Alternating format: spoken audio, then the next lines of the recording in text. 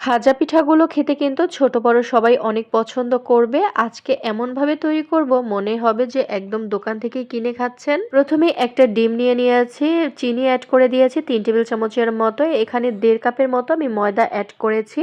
Normal পানি দিয়ে ডোটাকে আমি টাইট করে মেখে নেব। আর শেষ পর্যায়ে 2 থেকে 3 টেবিল চামচের মতো সয়াবিন তেল দিয়ে ঢাকনা দিয়ে 20 মিনিটের মতো রেস্টে রাখবো।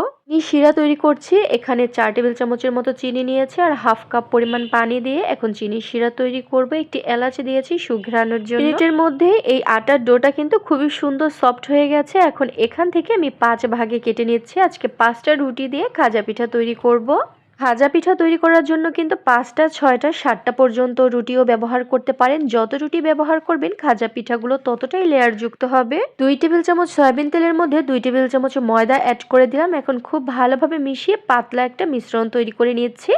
এই পাতলা মিশ্রণটা আমি রুটির মধ্যে দিয়ে দিলে কিন্তু খাজা পিঠাগুলো অনেক বেশি মুচমুচে হবে। এখন 5 ভাগে ভাগ করে নিয়েছিলাম। প্রত্যেকটা লেচি দিয়ে আমি পাতলা করে রুটি বেলে নিচ্ছি। রুটিগুলো কিন্তু অবশ্যই পাতলা আর বড় করে বেলে নিতে হবে।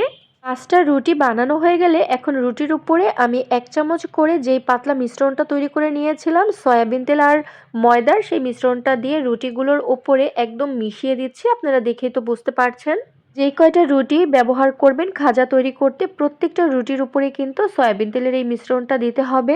একে একে 5টা রুটি একসাথে আমি সয়াবিন তেলের মিশ্রণের সাথে মিশিয়ে তারপরে রোল করে মুড়িয়ে এভাবে পিস করে কেটে নিলাম খাজা পিঠার সাইজ অনুযায়ী। একটু বড় করে বানাতে চাইলে কেটে নেওয়ার সময় আর একটু বড় করে লেচি কাটলেই হবে। তারপরে আমি বেলুনি দিয়ে হালকা হাতে একটু বেলে নিলেই কিন্তু খুব সুন্দর খাজা হয়ে যাচ্ছে। দেখে কিন্তু বুঝতে পারছেন অনেক লেয়ার যুক্ত হয়েছে কিন্তু এই খাজাগুলো। আর খাজাগুলো অবশ্যই অল্প আঁচে ভেজে নিতে হবে। একটু সময় নিয়ে এই খাজাগুলো ভেজে নিতে হবে, তাহলে কিন্তু এই খাজাগুলো অনেক মুচমুচে হবে আর লেয়ারগুলো খুব স্পষ্টভাবে দেখা যাবে। তো 5টা রুটি দিয়ে তৈরি তো অনেক লেয়ার যুক্ত হয়েছে, তাই কিন্তু একটু সময় নিয়ে ভেজে নিতে হবে।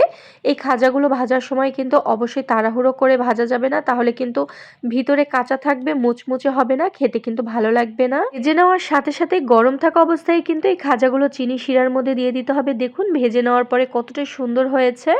ভাজার প্রত্যেকটা লেয়ার একদম স্পষ্ট দেখা যাচ্ছে। খাজা পিঠাগুলো বানিয়ে কিন্তু সাথে সাথেই চিনি শিরায় দিয়ে তারপর কাচের জারে রেখে দিলে একদম সপ্তাহ জুড়ে খেতে পারবেন।